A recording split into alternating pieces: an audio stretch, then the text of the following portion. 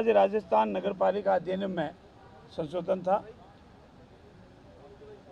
और जब ये संशोधन कैबिनेट से हुआ था, इसमें मैंने विस्तृत रूप से आपको बताया था कि धारा 19 में और धारा 34 में किस तरह से संशोधन की आवश्यकता हुई। लेकिन आज जो तथ्यात्मक विवरण और कानूनी बातें हैं जिसका जिज्ञासा राजस्थान की जनता को भी है और आपको भी है।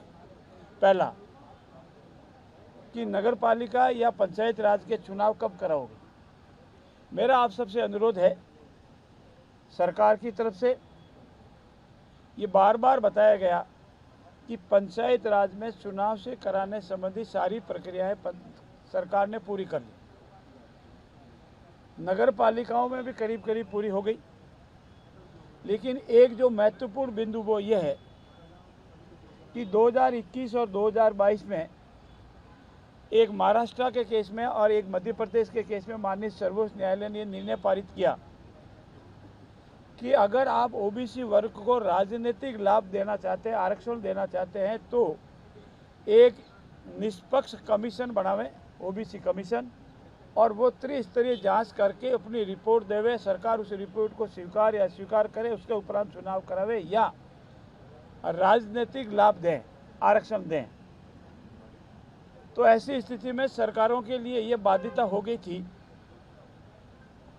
कि ओबीसी कमीशन का नियुक्ति हो, उसकी रिपोर्ट प्राप्त करें और रिपोर्ट के उपरांत उस रिपोर्ट को स्वीकार कर चुनाव करावें।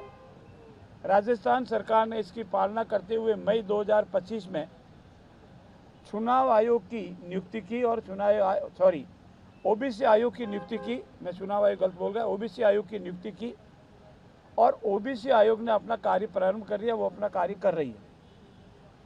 आज माननीय मंत्री जी ने, नगर निकाय मंत्री जी ने स्पष्ट रूप से कांग्रेस को चुनौती दी कि अगर वो अपना स्टैंड क्लियर करे कि क्या वो ये मंशा रखते हैं कि ओबीसी कमीशन की रिपोर्ट आए बगैर ही, यानी ओबीसी की जितनी भी हमारी जातियां हैं उनको राजनीतिक लाभ यानी आरक्षण दिए बगैर ही चुनाव कराने की वो स्टैंड रखते हैं कि नहीं रखते हैं, वो उनका दल का स्टैंड क्या है, उनके दल का विचार क्या है। मैं आपसे भी निवेदन करूंगा कि उनसे आवे तब पूछना कि क्या आप ओबीसी कमीशन की रिपोर्ट के बगैर भी चुनाव कराने का अपना दल का, इंडियन नेशनल कांग्रेस का मत क्या है, या चुनाव आयोग की रिपोर्ट ओबीसी आयोग की रिपोर्ट आने के बाद राजनीतिक जो फायदा ओबीसी वर्ग को मिलना है वो फायदा मिले और उसके उपरांत चुनाव हो। एक ऐसी स्थिति में चूंकि माननीय सर्वोच्च न्यायालय का निर्णय है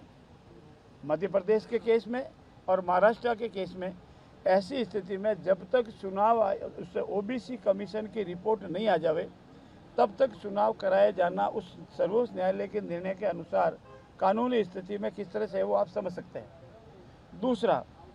दूसरा उन्होंने ये आरोप लगाया कि डिलिमिटेशन में सरकार ने राजनीतिकरण किया।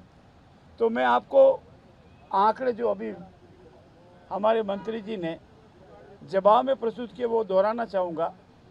उनके दौरान 2019 में डिलिमिटेशन हुआ निकायों का, उसमें 0 से 10% जहाँ उनका विचलन हुआ, मतलब फर्क रहा, वो 54 निकाय थे।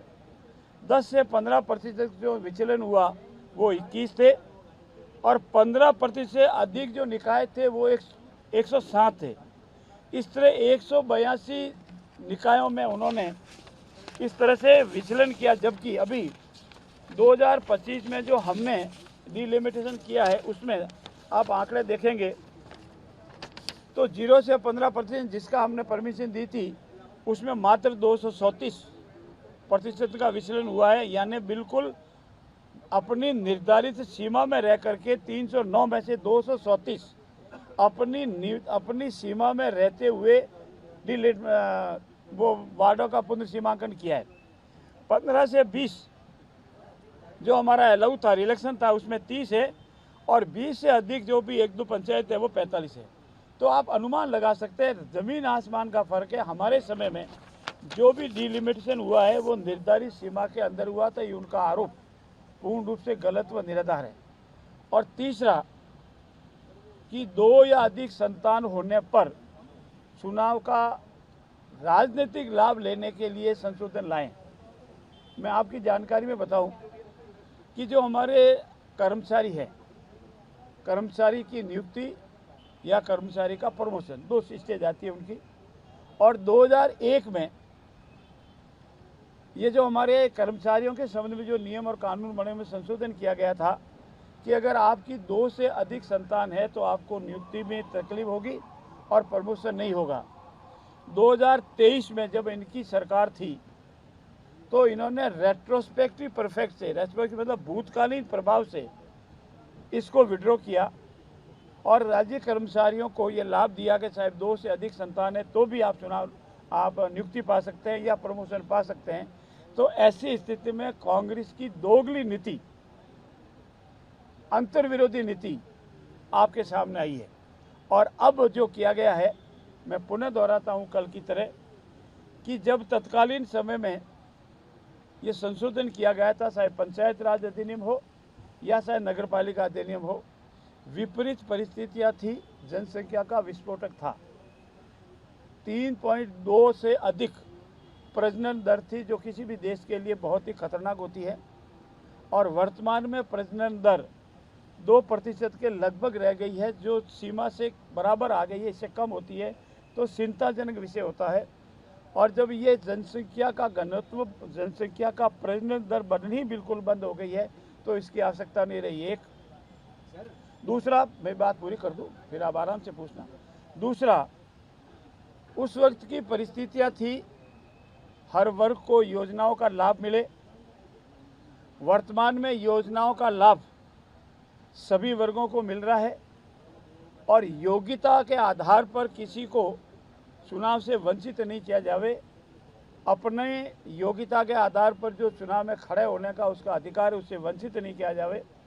ऐसी स्थिति में विभिन्न प्रकार की जो रिपोर्टें आई, आर्थिक विशेषज्ञों ने जो रिपोर्टें दी, जनसंख्या के जो आंकड़े आए और विधि विशेषज्ञों ने राय दी, उसके आधार पर यह माना गया कि जब सरकारी अधिकारियों कर्मचारियों की नियुक्ति और प्रमोशन में ये बंधन हटा दिया है, विभिन्न योजनाओं से भी धीरे धीरे कर बंधन हटाया जा रहा है, तो अब चाहे नगरपालिका अधिनियम हो या पंचायत राज अधिनियम हो, इसमें इसकी आवश्यकता नहीं है। क्योंकि समाज में एक बहुत बड़ी जागरूकता आई है। समाज में हर व्यक्ति, आप स्वयं जितने भी खड़े हैं अपने खुद के ऊपर जाके देखेंगे, आपके दादा के समय कितने भाई बहन थे, पिताजी के समय कितने थे, आपके समय और पोता पोती कितने हैं। मैं मेरे ऊपर लेके कहूँ तो बहुत बड़ा फर्क है। एक जागरूकता आई है। अब परिवार नियोजन स्वतः ही हो गया है, सरकार की बाध्यता की कोई आवश्यकता नहीं है।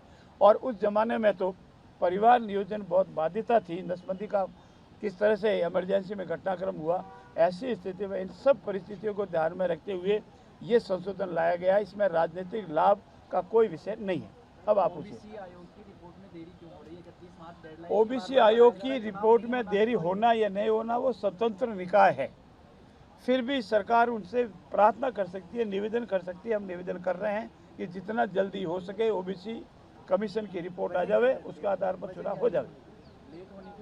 लेट होने की वजह वो उनका अंदरूनी विषय है, जिसके बारे में हम नहीं कह सकते। हम तो उससे प्रार्थना ही कर सकते हैं। वो स्वतंत्र निकाय है। Thank you.